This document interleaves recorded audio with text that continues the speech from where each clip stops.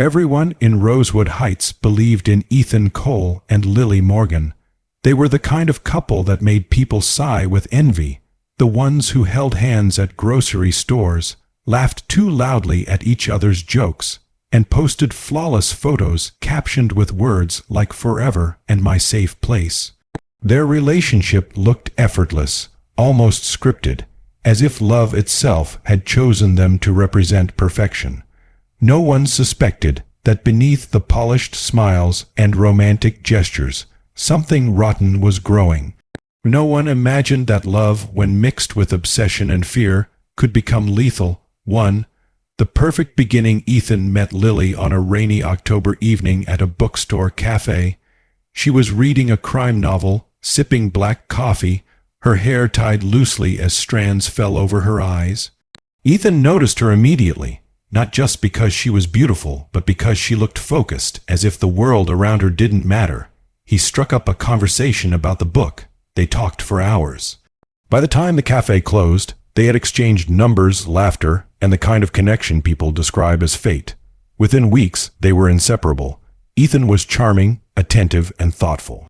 He brought Lily flowers just because, remembered tiny details about her childhood, and listened when she spoke about her dreams of opening a nonprofit organization for abused women. Lily, in turn, admired Ethan's ambition. He worked in marketing, dressed sharply, and spoke confidently about his future. He made her feel chosen. Friends said they were perfect. Lily believed them, too. Cracks in the mirror. The first red flag came quietly. Ethan didn't like Lily's best friend, Nora. He said she was too negative and didn't respect boundaries. When Lily pushed back, Ethan laughed it off. "I just want what's best for you," he said, kissing her forehead. Soon after, Ethan started questioning Lily's schedule. "Why are you home so late? Who were you texting? Why didn't you answer my call?" At first, Lily saw it as concern. She had grown up craving stability, and Ethan's attention felt like protection. But the questions became frequent, then demanding. When Lily received a promotion offer that required travel, Ethan reacted poorly. "So now your job comes before us?"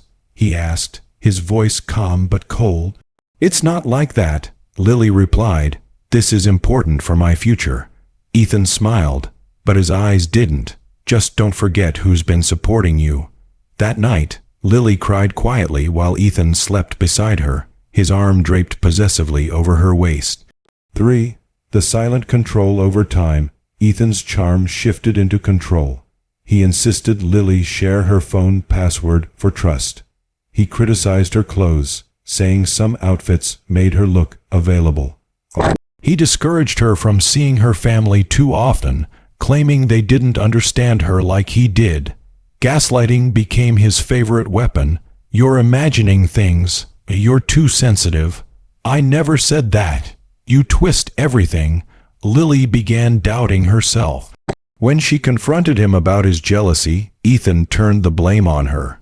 "If you didn't act suspicious, I wouldn't have to worry."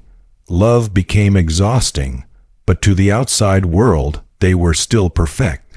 Social media showed romantic dinners, smiling selfies, and captions about unconditional love. The lie was flawless. 4. The breaking point. Everything changed the night Lily found the emails. She was using Ethan's laptop to book tickets for a charity event when a notification popped up. A woman's name, a message preview that read, "I miss last night." Her heart pounded as she opened the inbox. There were dozens of emails, explicit, emotional, recent. Ethan had been having an affair with a coworker named Vanessa for months. When Ethan came home, Lily was sitting at the kitchen table, laptop open, tears streaking her face. "Explain," she said quietly. Ethan didn't panic. Instead, he sighed. "You went through my emails?" he asked, disappointed. "That's a huge breach of trust." Lily stared at him in disbelief. "You cheated on me." Ethan shrugged. "You've been distant, always busy. You pushed me away." That was the moment Lily finally saw him clearly. The love she believed in was a lie. "I'm leaving," she said, her voice shaking. "This is over." Ethan's expression darkened. "You're not thinking straight," he said. "Let's calm down." But Lily stood up, grabbed her bag, and walked toward the door. Ethan blocked her path. "You're not going anywhere," he said softly. Fear flooded her chest. 5. The night everything ended, the neighbors later reported hearing raised voices around midnight. Inside the apartment, the argument exploded. Lily accused Ethan of manipulation, control, and emotional abuse. She told him she knew what he truly was, a narcissist hiding behind a perfect mask. Ethan snapped. He shoved Lily against the wall. The room went silent. Lily looked at him, eyes wide with terror. "Don't ever touch me again," she whispered. Something inside Ethan broke. Years of control, fear of abandonment, and wounded ego collided in a single moment. He grabbed Lily's wrists. She screamed. He covered her mouth. The struggle was brief, but deadly. When Ethan finally let go, Lily collapsed onto the floor, her body still. The apartment echoed with silence. Ethan stood there, trembling, staring at what he had done. Love had turned deadly. 6. The perfect cover-up panic set in. Ethan cleaned the apartment meticulously. He erased messages, deleted call logs, and staged the scene to look like a burglary gone wrong. He cut his own arm slightly to create the illusion of a struggle. Then he called the police. "My girlfriend, she's been attacked," he said, his voice breaking convincingly. When officers arrived, Ethan played the grieving boyfriend perfectly. He cried, shook, and repeated the same sentence over and over. "She was my whole world." Lily Morgan was pronounced dead at the scene. Cause of death, strangulation. But Ethan's performance was convincing enough to avoid immediate suspicion. For now, 7. The investigator who didn't believe the lie detective Mara Collins had seen too many crime scenes to trust appearances. Something about Ethan didn't sit right with her. He cried, but his grief felt rehearsed. His story was too clean, too polished. She began digging. Lily's phone revealed deleted messages recovered by forensic techs. Messages where Lily confided in Nora about Ethan's behavior. "He controls everything. I feel trapped. I'm scared to leave him." Mara interviewed coworkers, friends, and family. A pattern emerged. Ethan was charming in public, controlling in private. The affair emails surfaced next. Then security footage from a nearby parking lot showed no sign of a burglary. The lie was cracking. 8. The mask falls when confronted with the evidence. Ethan's demeanor changed. "I loved her," he said coldly. "She was unstable."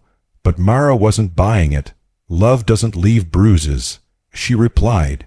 "And it doesn't erase evidence." Under pressure, Ethan's arrogance surfaced. He believed he was smarter than everyone else. That belief destroyed him. After hours of interrogation, Ethan slipped. "I didn't mean to hurt her," he muttered. That was all Mara needed. 9. The trial, the courtroom was packed. The prosecution painted a clear picture. A man obsessed with control, unable to accept rejection, who chose violence when his illusion of perfection collapsed. The defense tried to argue passion, emotional distress, a momentary lapse, but Lily's messages spoke louder than any lawyer. So did the medical examiner's report. So did the truth. Ethan Cole was found guilty of second-degree murder. He showed no emotion as the verdict was read. The perfect relationship had been nothing but a lie. 10. Aftermath. Lily's story spread across the nation. Headlines read, "Love turned deadly, the relationship no one questioned." Her nonprofit dream was fulfilled by her family in her name. Survivors shared their stories, recognizing pieces of their own lives in Lily's. As for Ethan, he sits in a concrete cell, haunted not by guilt, but by the loss of control. And in Rosewood Heights, people learned a painful truth: not all love stories are beautiful. Some are warnings, because sometimes the most dangerous relationships are the ones that look perfect.